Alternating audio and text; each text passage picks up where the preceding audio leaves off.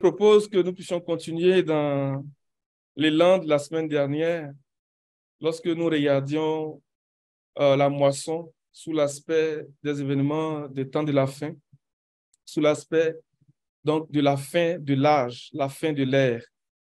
Et la semaine dernière, nous avions considéré l'exemple de Noé. Et nous allons partir ce matin de quelque chose que Noé avait et qui est typique, qui est caractéristique des prophètes comme Noé, parce que Noé était un prophète. C'est que Noé avait la connaissance des temps, il avait la connaissance des saisons. On pourrait même dire qu'il avait l'intelligence des fils d'Issachar. Donc, il savait ce qu'il devait faire pour sauver sa vie et celle de sa famille. Et il y a deux prophéties qui ont attiré mon attention donc, dans la vie de Noé que je voudrais amener comme introduction de façon schématique pour nous introduire dans le sujet que nous voulons regarder ce matin. Quand nous regardons Genèse chapitre 5 à partir du verset 21, on voit un peu que dans la lignée de Noé, il y avait deux hommes qui ont annoncé deux prophéties. Donc, la première personne était Enoch et la deuxième personne était Métushélah. Lorsque Jude nous parle d'Enoch, il dit que Enoch était le 7e depuis Adam et que Enoch a prophétisé, il a annoncé une prophétie donc qui concernait un jugement qui allait s'abattre sur l'humanité, qui allait s'abattre sur la terre. Et cet Enoch-là a marché avec Dieu, donc après la naissance de Métushélah pendant 300 ans, et Dieu l'a pris et on ne l'a plus trouvé. Et Enoch donne naissance à un fils qu'il appelle Métushélah, dont le nom en lui-même était un message pour sa génération, pour son temps. Et Métushélah est l'un des patriarches qui a le plus vécu. Donc, la durée de ses jours s'approximative à autour de presque un jour, on va dire 1000 ans. Il a plus vécu que Adam. Et son nom signifie à sa mort, il viendra. Ce que les gens traduisent par à sa mort, le jugement viendra. Alléluia. Donc, ces deux personnes ont donné des prophéties, des paroles prophétiques puissantes que Noé a pris très, très au sérieux et qu'il a amené lui aussi à chercher le Seigneur. De même qu'il a été dit d'Enoch que Enoch a marché avec le Seigneur, il a aussi dit de Noé que Noé a marché avec le Seigneur. Et le Seigneur va faire grâce à Noé d'avoir la révélation de l'arche, de comment il devait construire l'arche et de ce qu'il devait faire pour assurer l'étanchéité donc à l'arche. Et tout ce que Noé faisait était un message donc, que le Seigneur va reprendre dans son discours eschatologique pour nous donner des enseignements sur les choses qui concernent notre temps, parce que nous sommes cette dernière génération-là. On va lire rapidement le passage que Frère Amen avait projeté.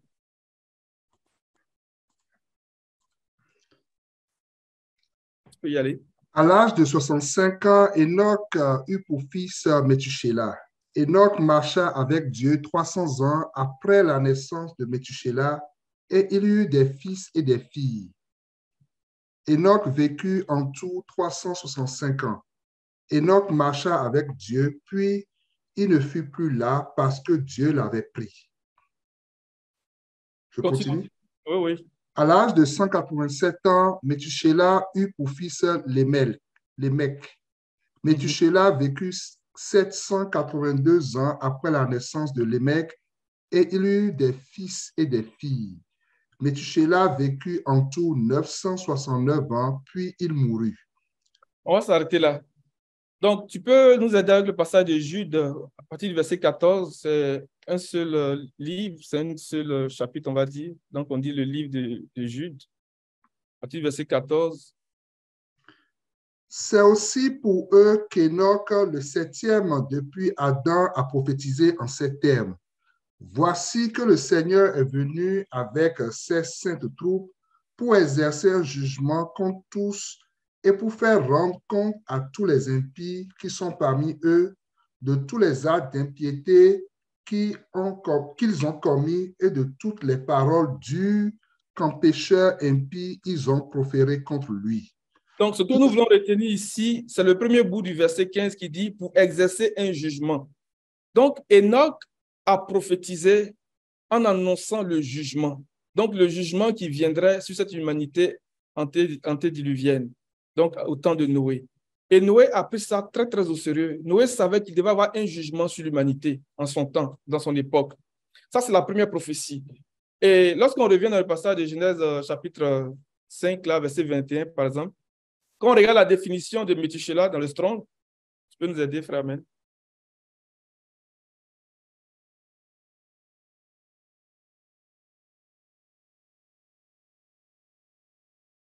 Donc, homme de Javélo, à sa mort, le Javélo. Donc, à sa mort, il viendra. Et c'est ce que les gens vont traduire par le fait en disant que à sa mort, le jugement viendra. Donc, le nom de Métushélah en lui-même était un message pour les gens de son époque, pour les gens de sa génération. Voyez-vous? Et ce n'est pas la seule fois dans les Écritures où nous retrouvons ce genre de message à travers des noms que le Seigneur va donner donc, à certaines personnes. On va le voir dans Ésaïe, chapitre 8, par exemple, lorsque le Seigneur dit à Ésaïe de donner un nom à l'enfant et que avant que l'enfant ne sache dire papa, maman, donc on apportera à Samarie le butin pris on apportera à Damas le butin pris à Samarie. Et il annonçait comment ses armées allaient venir pour détruire la ville, attaquer la ville. Donc, le nom de l'enfant était un message avant qu'il ne sache dire. Donc, techniquement, celui qui est témoin de ces choses, il va surveiller. Avant que l'enfant ne sache dire papa, maman, tu sais qu'il y a quelque chose qui va se passer. Donc, tu dois prendre tes dispositions. Lorsque le Seigneur nous donne des prophéties, le Seigneur s'attend à ce que nous puissions nous inscrire dans sa parole et prendre des dispositions pour échapper au jugement. Et Noé a fait les mêmes choses. Si nous regardons dans l'origine du nom de Métushélah, par exemple, on voit que ce nom est composé de deux mots, Mat et puis Shelah. Si tu cliques sur Mat,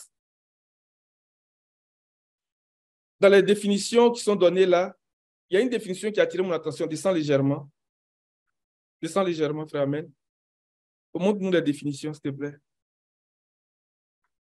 Tu vois, on dit homme, gens mourants, confidents, petit nombre. On pourrait entendre Pierre en train de nous parler dans 1 Pierre chapitre 3. Un petit nombre de personnes, un petit groupe de personnes. Mais on ne va pas le lire tout de suite. Ça, c'est l'une des choses qui est venue me chercher. Et l'autre mot qui constitue le nom de Métushélah, quand on regarde, tu peux revenir. Après, oui. Projectile, un jet, une pousse, ainsi de suite. Il y a là l'idée de l'accomplissement. Il y a là l'idée de quelque chose qui doit être amené à son accomplissement, à son achèvement. Si tu regardes aussi, oui, envoyer au loin, laisser aller, étendre. Donc, l'idée derrière ça, c'est l'idée de quelque chose qui va atteindre sa cible. Parce que lorsqu'on envoie un projectile, lorsqu'on lance une flèche, par exemple, c'est parce qu'on vise un but. On veut atteindre quelque chose. Donc, le nom de Métushélah parle d'un petit groupe, d'un petit nombre, donc qui ont atteint quelque chose, qui ont réalisé un projet. On pourrait dire le projet du Seigneur. Quand nous revenons maintenant dans 1 Pierre chapitre 3, à partir du verset 18, mais c'est le verset 20 que nous recherchons, Pierre va parler de cet épisode-là de façon très brève. Chapitre 3, 1 Pierre chapitre 3, à partir du verset 18. Christ aussi a souffert une fois pour les péchés, lui juste pour des injustes, afin de nous amener à Dieu, ayant été mis à mort quant à la chair, mais ayant été rendu vivant quant à l'esprit, dans lequel aussi il est allé prêcher aux esprits en prison, qui autrefois avaient été incrédules lorsque la patience de Dieu se prolongeait au jour de Noé, pendant la construction de l'arche, dans laquelle un petit nombre de personnes, c'est-à-dire 8, furent sauvées à travers l'eau. Vous voyez le dernier bout du verset 20. Donc, les jours de Noé, selon ce que Pierre nous révèle ici, nous parle du temps de la patience de Dieu. Parce que Pierre dit qu'il autrefois avait été incrédule lorsque la patience de Dieu se prolongeait au jour de Noé. Donc, les jours de Noé nous parlent d'un temps de patience de Dieu, d'un temps où le Seigneur donne la possibilité à tous les hommes d'accepter son message pour être sauvés.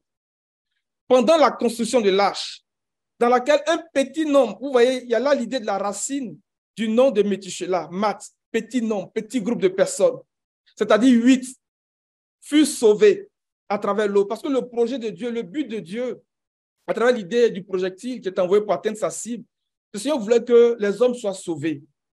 Mais il y a eu seulement un petit groupe de personnes qui ont été sauvées. Donc Noé et sa famille. Parce que Noé a compris la prophétie. Noé a pris très au sérieux les paroles du Seigneur. Et il a cherché le Seigneur. La Bible dit qu'il a marché aussi avec le Seigneur. Et Dieu lui a fait grâce. Parce que la Bible dit que Noé a trouvé grâce aux yeux du Seigneur.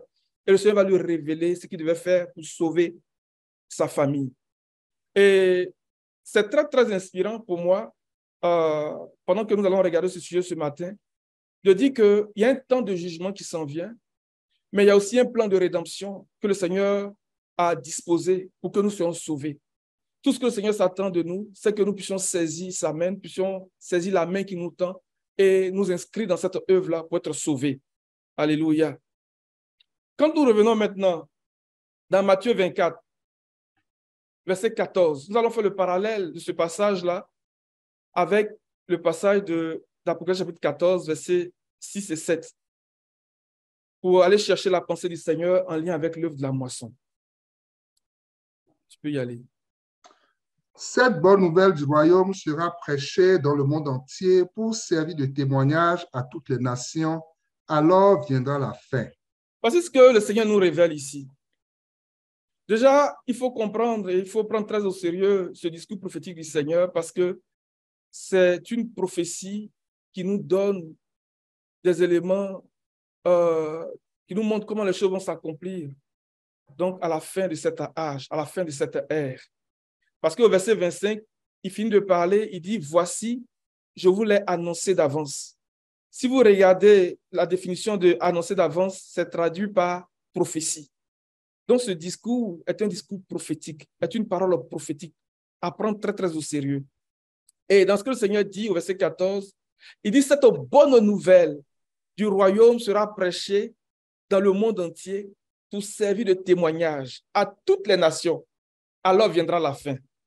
Cette bonne nouvelle, il dit, il y a une bonne nouvelle. Il ne dit pas la bonne nouvelle, mais il dit cette bonne nouvelle, comme s'il veut mettre l'emphase sur un aspect de ce message, sur un aspect de cette bonne nouvelle. Cette bonne nouvelle du royaume sera prêchée dans le monde entier pour servir de témoignage à toutes les nations, alors viendra la fin. Quelle est cette bonne nouvelle? On va aller lire le passage d'Apocalypse 14, versets 6 et 7.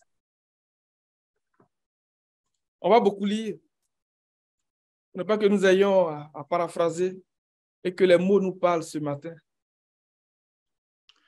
Je vis un autre ange qui volait par le milieu du ciel, ayant un évangile éternel pour l'annoncer aux habitants de la terre, à toute nation, à toute tribu, à toute langue et à tout peuple. Il disait d'une voix forte, « Craignez Dieu et donnez-lui gloire, car l'heure de son jugement est venue, et adorez celui qui a fait le ciel et la terre et la mer et les sources d'eau. » Et un autre, un second, Amen. Amen. Donc, avant de revenir à ce texte-là d'Apocalypse 14, nous allons essayer de chercher la pensée du Seigneur en lien avec la bonne nouvelle. On pourrait dire l'évangile. C'est quoi la bonne nouvelle? Quand le Seigneur parle de bonne nouvelle, de quoi est-ce qu'il parle? Cette bonne nouvelle du royaume. On va lire Matthieu 3, le verset 1, et Matthieu 4, le verset 17 au verset 23. En ce temps-là, parut Jean-Baptiste prêchant dans le désert de Judée. Il disait, « Répentez-vous, car le royaume des cieux est proche. » Lorsque Jean-Baptiste est en train de dire « Répentez-vous, car le royaume des cieux est proche », c'est une bonne nouvelle. La bonne nouvelle ici, c'est de savoir que le royaume de Dieu est proche. Pourquoi? Lorsque le Seigneur a commencé à guérir les malades, donc à guérir toute maladie et toute infirmité, à ressusciter les morts, les gens se sont levés et puis ont commencé à dire, mais c'est par le prince des démons qu'il accomplit ces signes, qu'il fait ces miracles. Et le Seigneur va les reprendre pour leur dire, si c'est par le doigt de Dieu que je fais ces choses, alors reconnaissez que le royaume de Dieu s'est approché de vous. Faites attention à ce que le Seigneur dit. Le Seigneur va reprendre une pensée. Donc, dans le livre d'Exode, lorsque Moïse a été envoyé pour libérer les enfants d'Israël de 430 années d'esclavage, Et lorsque Moïse a commencé à faire les signes, la Bible nous dit que les magiciens et les sorciers de l'Égypte faisaient les mêmes signes. Jusqu'à un moment donné où ils n'étaient plus capables de reproduire les mêmes signes. Et ils vont dire à Pharaon, ah, là où c'est arrivé, là, c'est le doigt de Dieu. C'est le doigt de Dieu. Donc, en reprenant cette expression, le Seigneur était d'une certaine façon en train de rappeler au souvenir des enfants d'Israël ce qui s'était passé en Égypte. Lorsque le Seigneur envoyait Moïse et Aaron et qu'ils ont commencé à faire les signes devant les anciens, devant le peuple, la Bible dit que le peuple a reconnu que le Seigneur les avait visités. Le Seigneur les avait visités, que le Seigneur était présent.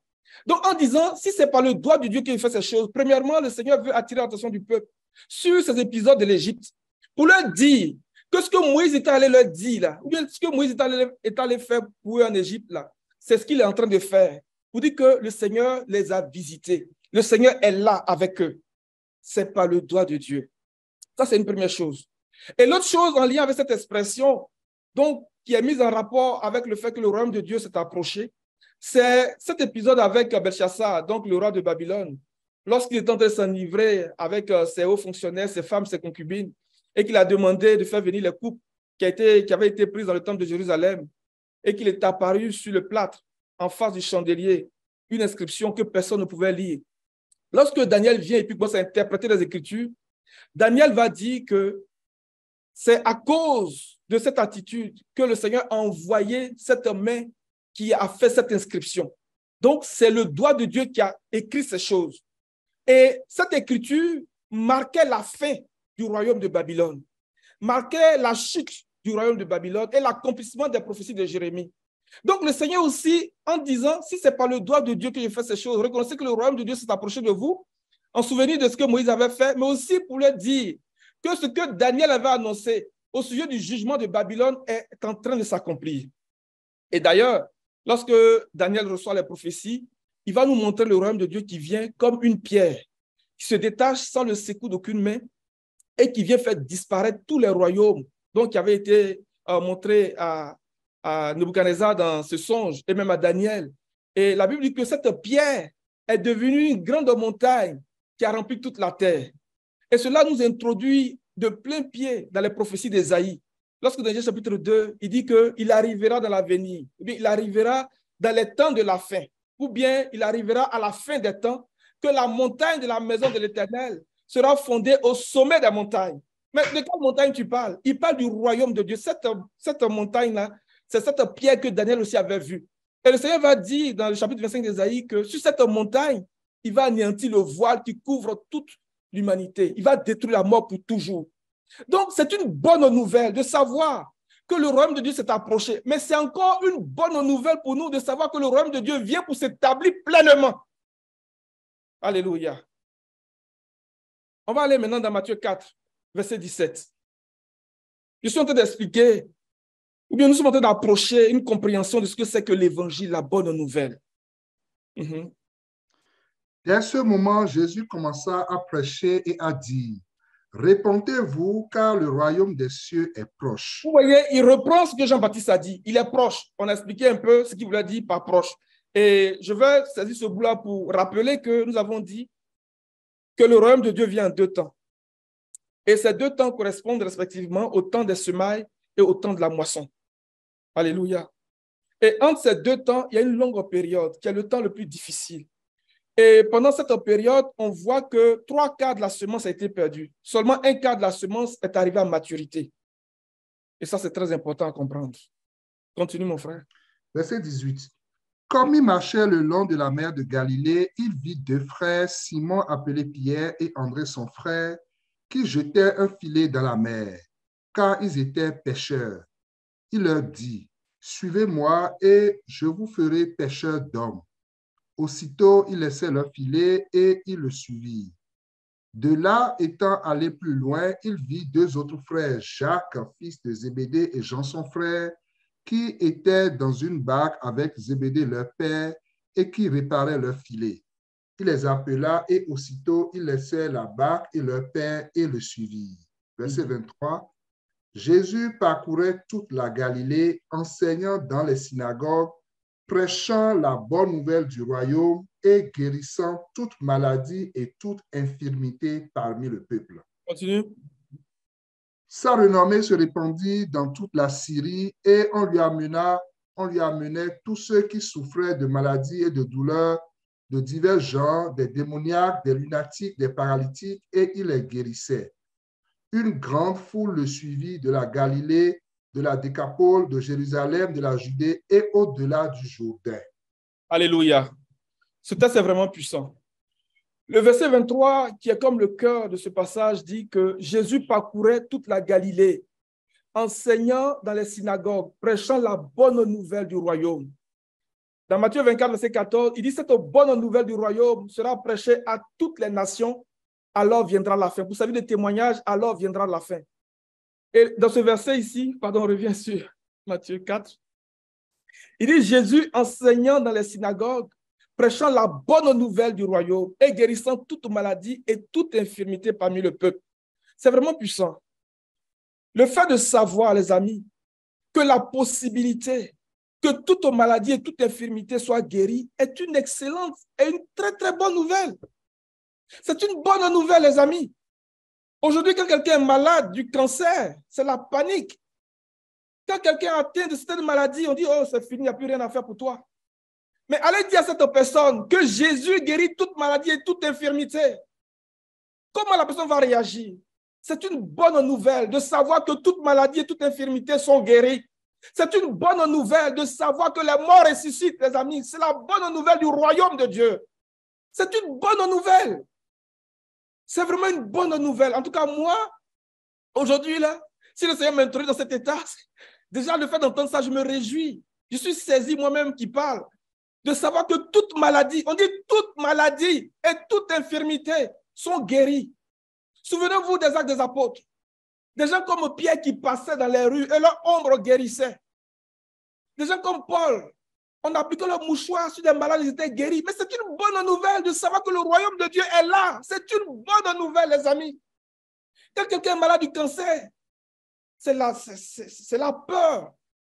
Les gens sont abattus complètement, dit, oh, c'est fini, c'est fini, c'est fini. Parce qu'on sait c'est quoi le cancer. Quand quelqu'un meurt aujourd'hui, oh, c'est fini, c'est fini, c'est fini. Mais si nous rentrons dans la réalité de ces choses, quelqu'un est malade du cancer, on dit, ah, mon frère, il y a quelqu'un qui est malade dans telle maison, va prier pour lui. Ce n'est pas une bonne nouvelle, ça. Ah, il y a quelqu'un qui est en train de faire quelque chose, il y a eu un accident, va prier pour lui. Mais c'est une bonne nouvelle. Et Jésus parcourait toute la Galilée des gentils. Quand on regarde au début de ce chapitre-là plus haut, on va dire que c'est un peuple qui était assis dans les ténèbres. Alléluia. Après l'épisode, descend légèrement, frère, amen.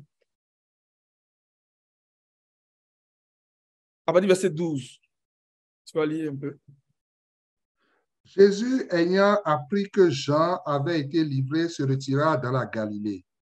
Il quitta Nazareth et vint demeurer à Capharnaüm, situé près de la mer, dans le territoire de Zabulon et de Nephtali, afin que s'accomplisse ce qui avait été annoncé par Ésaïe le prophète. Le peuple de Zabulon et de Nephtali, de la contrée voisine de la mer, du pays au-delà du Jourdain et de la Galilée des gentils, ce peuple assis dans les ténèbres a vu une grande lumière. Ce peuple assis dans les ténèbres a vu une grande lumière. Et ceux qui étaient assis dans la région de l'ombre de la mort, une lumière s'est levée. Les amis, c'est une bonne nouvelle. C'est la bonne nouvelle du royaume. Alléluia. C'est la bonne nouvelle du royaume que des gens assis dans les ténèbres, des gens prisonniers de la mort, des souffrances, voient cette grande lumière de la vie, de la résurrection. Cette lumière de la rédemption, c'est une bonne nouvelle. C'est pour ça que nous voulons dire, Seigneur, que ton royaume vienne, que ton règne vienne, que ton règne se manifeste et que les morts ressuscitent, que les aveugles voient, que les boiteux marchent, que les paralytiques marchent au nom de Jésus. Que toute maladie et toute infirmité soit guérie parmi le peuple au nom de Jésus. C'est la bonne nouvelle du royaume. Et ce peuple-là était un peuple qui avait été amené donc du pays des Chaldéens pour remplacer ce que le roi d'Assyrie avait déporté. Parce que ce peuple-là de la Galilée, cette région de la Galilée, Zabulon et Nephtali, étaient parmi les premiers à avoir été déportés en exil par le roi d'Assyrie. Et lorsqu'il les avait déportés, on voit cela dans le livre des rois, il a amené d'autres peuples pour occuper ces territoires. Et ces gens-là ne connaissaient pas le Seigneur. Ces gens-là ils adoraient leur Dieu. Et les lions commençaient à les dévorer. Et ils sont allés dire au roi d'Assyrie, mais les gens que tu as envoyés dans ce pays-là, ils ne connaissent pas la façon d'adorer du Seigneur, du Dieu de ce pays. Les amis, la bonne nouvelle nous montre comment on adore Dieu. La bonne nouvelle nous révèle la façon d'adorer Dieu qui est conforme à ce qu'il recherche. Et le roi d'Assyrie va dire qu'on dépêche un prêtre pour leur enseigner la façon d'adorer le Seigneur et qu'il ne meurt pas. C'était ces gens-là. Ce n'était pas vraiment les enfants d'Israël dans la chair, là, Zabulon et Nephtali, qui étaient là. Mais c'était des étrangers qui ne connaissaient pas le Seigneur. Et le Seigneur est allé, le Seigneur a vécu au milieu de ces hommes-là. Sa vie, avant son ministère, était une vie cachée au milieu de ces hommes-là. C'est pour ça que lorsque Nicodème va commencer à dire, mais est-ce que notre loi condamne quelqu'un? Avant qu'on l'ait entendu, ils ont dit, cherche bien, de la Galilée ne vient pas de prophète. Peut-il sortir quelque chose de bon de la Galilée de Nazareth? Or, le Seigneur était là, mais caché au milieu de ce peuple. Alléluia. Et il enseignait, il guérissait toute maladie, toute infirmité. Et sa renommée s'est répandue. C'est la bonne nouvelle du royaume. Que cette grande lumière du royaume, que la bonne nouvelle du royaume se lève sur toute l'Église, sur toutes les nations, au nom puissant de Jésus. On va lire un dernier passage pour expliquer un peu encore cette question, cette notion de bonne nouvelle. Dans Actes chapitre 13, à partir du verset 32. Il y a beaucoup de passages que vous pouvez trouver, mais j'ai pris quelques-uns. Acte 13, verset 32.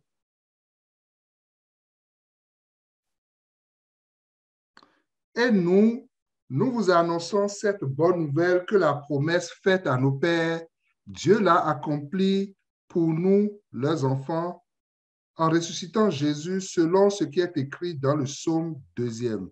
Amen. Amen. Il dit, et nous vous annonçons cette bonne nouvelle que la promesse faite à nos pères, Dieu l'a accomplie pour nous, leurs enfants, en ressuscitant Jésus, selon ce qui est écrit dans le psaume 2. Les amis, le message de la résurrection est la substance même du message de l'évangile.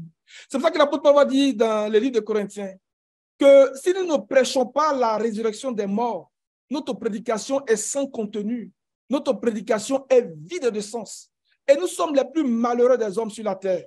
Si c'est pour cette vie seulement que nous sommes chrétiens, nous sommes les plus malheureux des hommes. Mais parce qu'il y a pour nous l'espérance de la gloire, l'espérance de la résurrection des morts. Les amis, c'est une bonne nouvelle. Et c'est la bonne nouvelle du royaume. Alléluia. C'est la bonne nouvelle du royaume.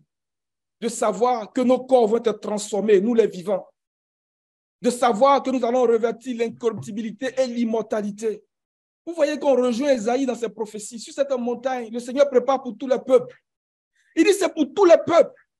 C'est le message de l'évangile. Quand le Seigneur dit dans Matthieu 24, verset 14, que cette bonne nouvelle du royaume sera annoncée à toute la création. Il y a aussi la pensée d'Ésaïe. On va aller le lire rapidement et on va aller maintenant après ça dans Apocalypse chapitre 14 parce que le temps est en train de passer. Je vais essayer de ne pas trop étirer. Ésaïe chapitre 25, à partir du verset 6. L'Éternel des armées prépare à tous les peuples sur cette montagne un festin de mets succulents, un festin de vin vieux, de mets succulents pleins de moelle, de vin vieux clarifié. Et sur cette montagne, il anéantit le voile qui voile tous les peuples, la couverture qui couvre toutes les nations. Il anéantit la mort pour toujours. Le Seigneur, l'Éternel, essuie les larmes de tous les visages. Il fait disparaître de toute la terre l'opprobre de son peuple, car l'Éternel a parlé. L'Éternel a parlé. Les amis, voici le message de l'Évangile.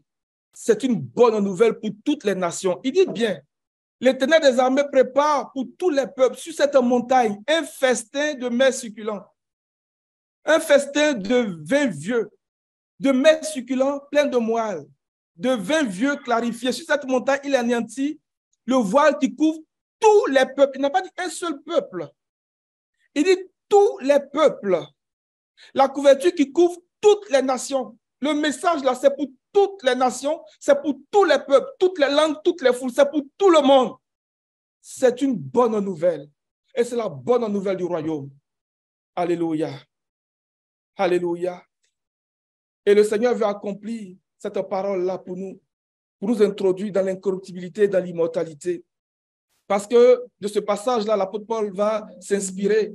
Lorsqu'il parle aux Corinthiens, chapitre 15, verset 53, il dit, lorsque cette parole de l'Écriture aura été accomplie, alors on dira, ô mort, où est ta victoire? Ô mort, où est ton aiguillon? Car l'aiguillon de la mort, c'est le péché. Ce qui donne au péché sa force, c'est la loi. Paul s'inspire de ce passage-là. C'est le message de l'Évangile. Que le nom du Seigneur soit béni pour son royaume qui vient, pour s'établir pleinement et pour détruire la mort.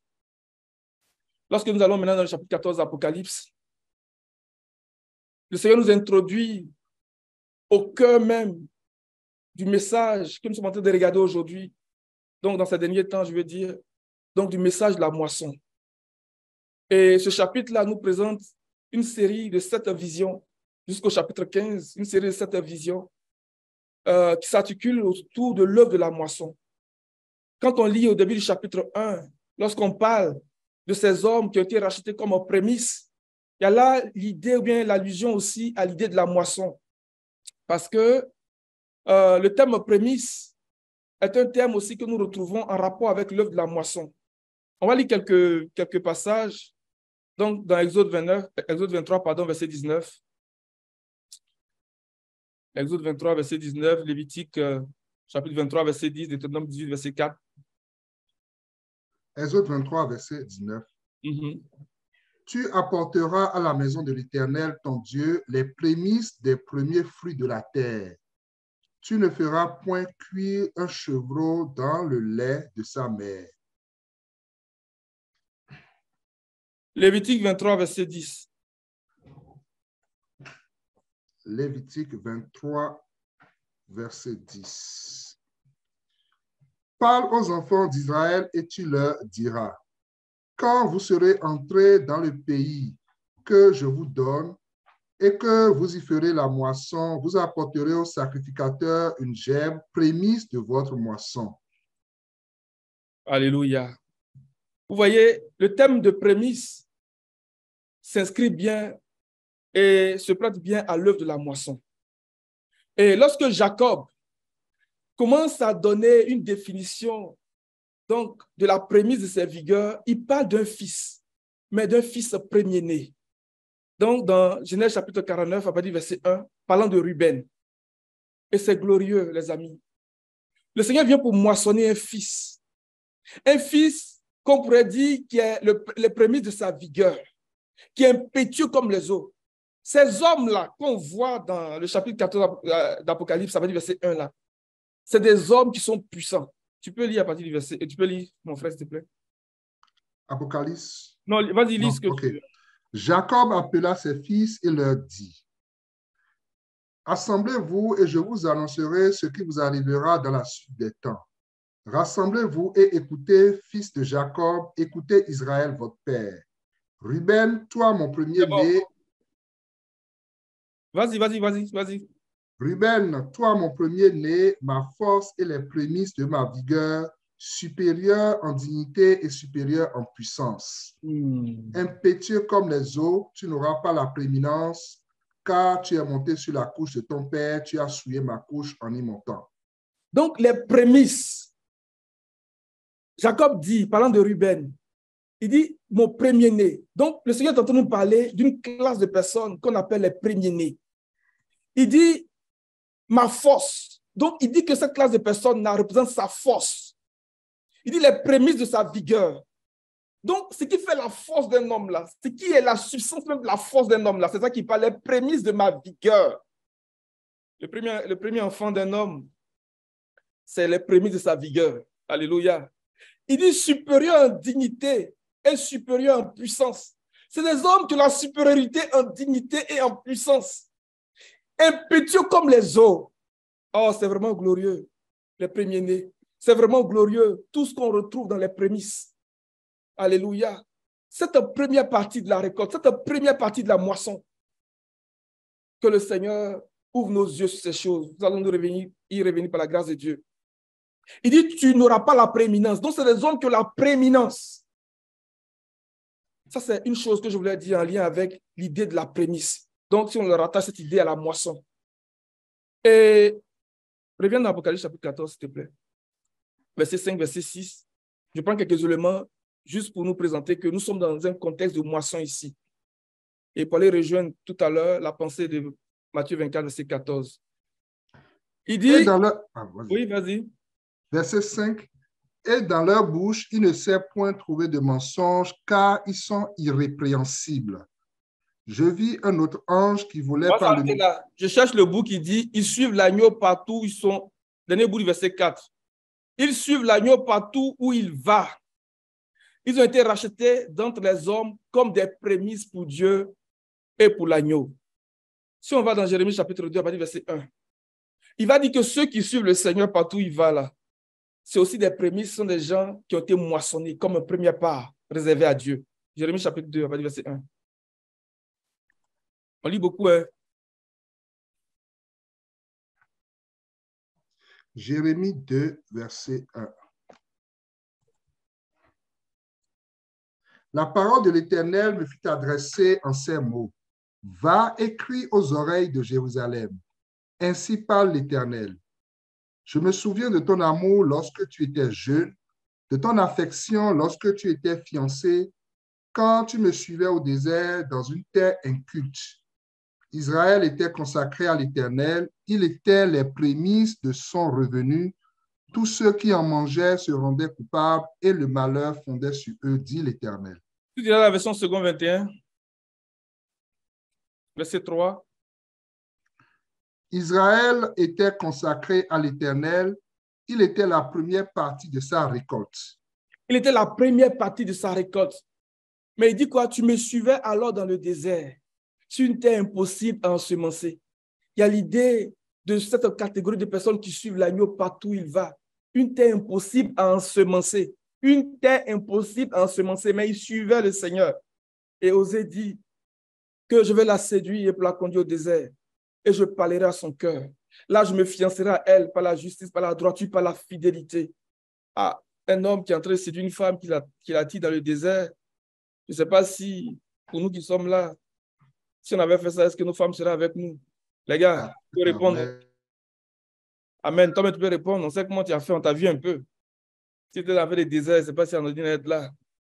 Alléluia. C'est prophétique, c'est un langage que le Seigneur parle.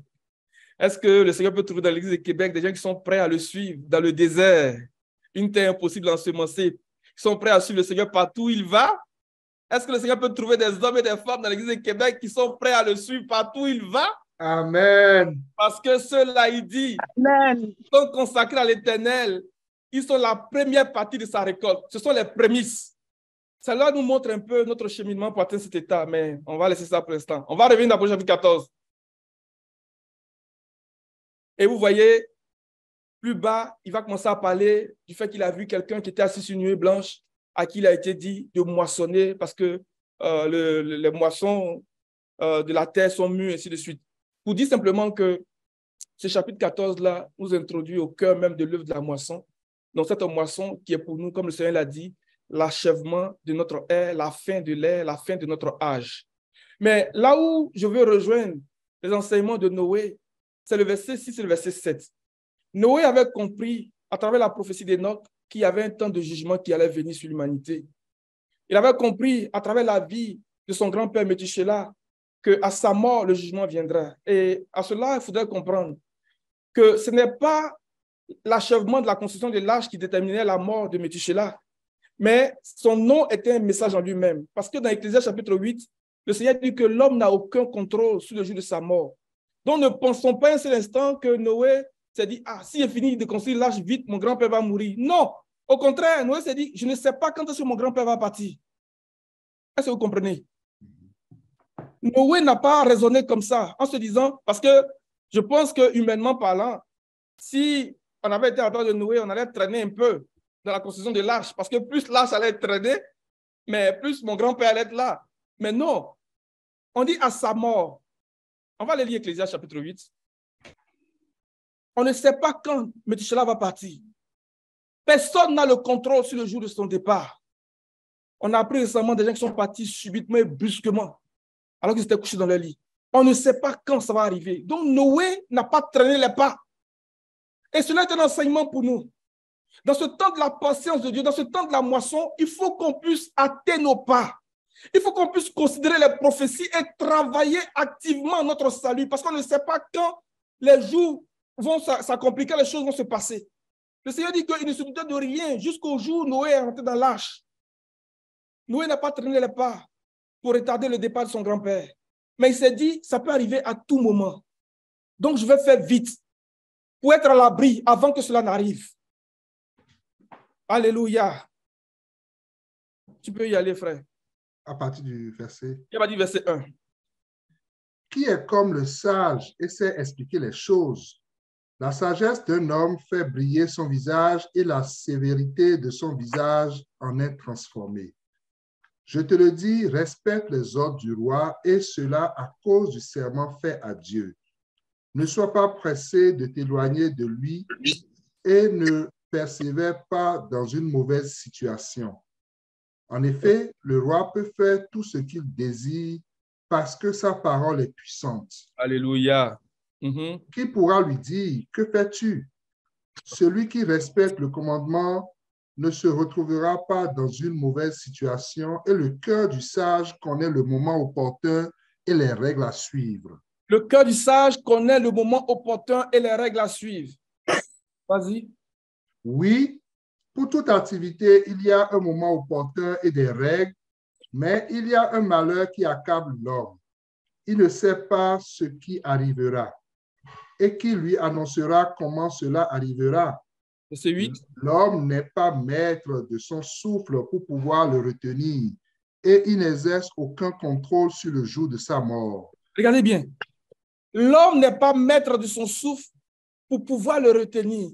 Il n'exerce aucun contrôle sur le jour de sa mort. Il n'existe aucun moyen d'échapper à ce combat. C'est un combat. Même la méchanceté est incapable d'en délivrer son maître. Ce que le Seigneur dit ici peut nous amener à comprendre un peu l'attitude de Noé. Noé n'a pas traîné les pas quand il a su qu'à sa mort, à la mort de Métushélah, le jugement viendrait. Il s'est dit, ça peut arriver à tout moment. Les temps dans lesquels nous sommes sont mauvais, les amis. Le Seigneur peut revenir à tout moment. Les choses peuvent se passer à tout moment. Donc, il nous faut nous hâter. Il nous faut faire vite. Il nous faut travailler activement, de ne pas traîner les pas. Pour qu'au moment où ça va arriver, qu'on soit déjà dans l'arche, qu'on puisse rentrer dans l'os de ce jour. Alléluia. Qu'on puisse faire l'expérience de ce jour. Et cette image est puissante pour nous amener et pour nous encourager à viser cet état de ces hommes qui nous est présenté dans les 5 premiers versets du chapitre 14 d'Apocalypse. Parce que juste après les 5 premiers versets du chapitre 14, il y a cette proclamation qui est faite qui dit que le temps ou bien l'heure du jugement de toute la terre est arrivée. Faisons tout pour atteindre cet état-là. Pour que lorsque le jugement va venir, lorsque le déluge va venir, permettez l'expression, que nous soyons déjà à l'abri, que nous soyons sur la montagne, comme ces 144 000 qui ont atteint la plénitude de son image et de sa ressemblance, qui sont devenus comme le Maître, qui portent son nom sur leur front. Est-ce que nous nous comprenons, les amis? Reviens à l'Apocalypse, mon frère, s'il te plaît. Il dit, je vis un autre ange qui volait au milieu du ciel, ayant un évangile éternel pour l'annoncer aux habitants de la terre, à toutes les nations, à toutes les tribus, à toutes les langues, à tous les peuples. Il disait d'une voix forte, craignez Dieu et donnez-lui gloire, car l'heure de son jugement est venue, et adorez celui qui a fait le ciel, la terre, la mer et les sources d'eau. Il dit, car l'heure de son jugement est venue. Au temps de Noé, il est dit de Métushélah, à sa mort, le jugement viendra, ou bien le jugement viendra, ou bien le déluge viendra. Enoch avait prophétisé que c'est pour eux que le Seigneur est venu pour exercer un jugement. Et Noé a échappé à ce jugement du déluge parce qu'il est rentré dans l'os donc de ce jour, en rentrant dans l'arche. Il nous faut atteindre ce niveau-là pour échapper à ce jugement. Mais avant cela, on voit l'amour et la miséricorde du Seigneur qui annonce encore qu'il y a un évangile éternel. Ce n'est pas qu'il y ait un autre évangile. Là, je reprends un peu les pensées que nous regardions hier. Dans Galates chapitre 1, verset 7, qu'on se comprenne très bien, nous ne parlons pas d'un autre évangile. Il n'y a pas un autre évangile. Il y a un seul évangile et c'est l'évangile de Jésus-Christ. C'est la prédication de Jésus-Christ. Mais le fait que la mention éternelle soit ajoutée renvoie à l'idée de quelque chose que le Seigneur a préparé depuis des siècles, depuis très longtemps, depuis toujours. Et le Seigneur veut donner l'opportunité, l'occasion à toute l'humanité d'être sauvée. Donc, il prend encore le temps. C'est comme une fenêtre de grâce. Lorsque Noé est rentré dans l'arche, il y a eu un intertemps avant que le Seigneur ferme la porte et que le déluge ne vienne, pour permettre encore à d'autres de rentrer. Et les gens ne sont pas rentrés. Excusez-moi 2 secondes.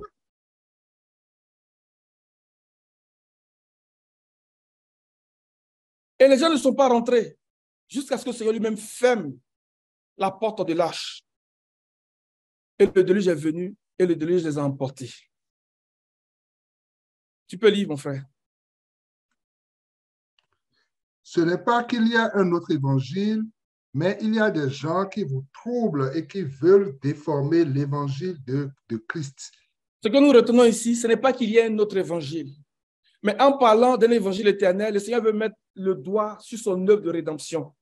C'est pour ça qu'on va lire Romains chapitre 1, verset 16, verset 17, et 2 Timothée 1, à partir du verset 8 jusqu'à 11. On achève bientôt, là. Vas-y, mon frère. En effet, je n'ai pas honte de l'évangile de Christ. C'est la puissance de Dieu pour le salut de tout homme qui croit, du juif d'abord, mais aussi du non-juif. En effet, c'est l'évangile qui révèle la justice de Dieu par la foi et pour la foi, comme cela est écrit, le juste vivra par la foi. Il dit que c'est l'évangile de Christ est la puissance de Dieu. C'est la première chose que l'apôtre Paul nous donne comme information, comme message. Il dit que l'évangile révèle la justice de Dieu par la foi et pour la foi. Ce qui veut dire aussi que la justice de Dieu est la puissance de Dieu. Mais pour faire quoi? 2 Timothée, chapitre 1, à partir du verset 8, si tu veux, mon frère.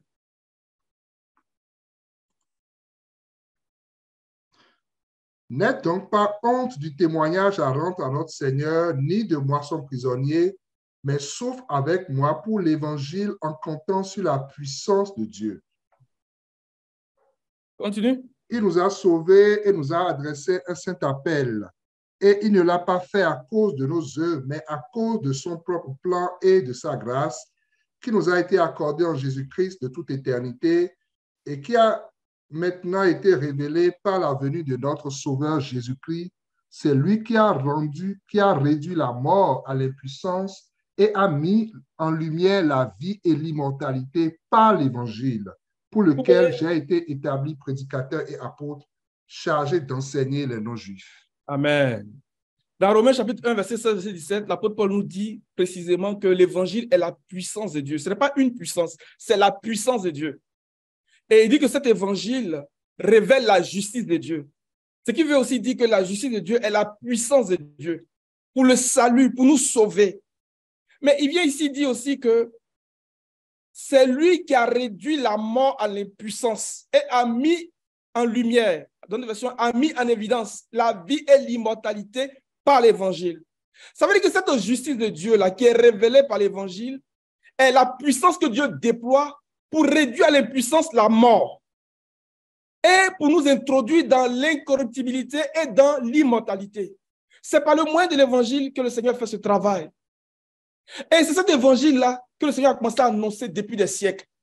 Et donc, on va chercher la pensée maintenant de l'évangile éternel. Quand on va dans Romains chapitre 16, verset 25, et dans Tite 1, et dans Colossiens chapitre 1, il va dire à travers tous les âges, à travers tous les siècles, il avait caché ça, ce message-là, il avait caché ça. Mais dans ces temps qui sont les nôtres, dans ces derniers temps, il a révélé ce message-là. Et le thème qui est mis ici pour révélation, c'est le même thème que Apocalypse, qui veut dire dévoilement. Donc, le Seigneur nous introduit dans le livre de la Révélation pour nous dévoiler ce grand mystère, comment ces choses vont s'accomplir. Et nous, il vient mettre au milieu même de l'œuvre de la moisson, qui est un temps de jugement qui vient. Donc, il appelle tous les peuples à donner gloire à Dieu, à l'adorer, car l'heure de son jugement est venue. Bon, si, excusez-moi l'expression, si on est un peu malin, on fait comme Noé. Ils ont dit à Noé, il y a un jugement qui vient. Il faut marcher avec Dieu. Il y a un jugement qui vient. Pour sauver ta famille, pour te sauver ta famille, il faut construire une hache. Mais on va faire comme ça aussi. Adorez Dieu et rendez-lui gloire, car l'heure de son jugement est venue. Vas-y, mon frère. Dieu peut vous affermir selon l'évangile que j'annonce, la prédication de Jésus-Christ, conformément à la révélation du mystère qui a été tenu secret pendant des siècles. Ce mystère a maintenant été manifesté et porté à la connaissance de toutes les nations par les écrits des prophètes d'après l'ordre du Dieu éternel, afin qu'elles obéissent à la foi. À ce Dieu seul sage soit la gloire au siècle des siècles par Jésus-Christ. Amen. Vous voyez la sagesse de Dieu? Il dit ce mystère a maintenant été manifesté et porté à la connaissance de toutes les nations. On n'a pas dit une seule nation, on dit toutes les nations, c'est pour tous les peuples. Depuis des siècles. Donc il y a là l'idée d'éternité, évangile éternel. C'est l'évangile éternel. Alléluia. Colossiens chapitre 1, verset 26. On va lire rapidement les passages et puis on va atterrir. Et à midi. Le mystère caché de tout temps et de toutes les générations m'est révélé maintenant à ses saints. En effet, Dieu a voulu leur faire connaître la glorieuse richesse de ce mystère parmi les non-juifs, c'est-à-dire Christ en vous, l'espérance de la gloire. Verset 28. C'est lui que nous annonçons en avertissant et en instruisant toute personne en toute sagesse, afin de présenter à Dieu toute personne devenue adulte en Jésus-Christ. Regardez bien, c'est lui que nous annonçons en avertissant et en instruisant toute personne en toute sagesse. C'est tout le monde. Et Tite chapitre 1.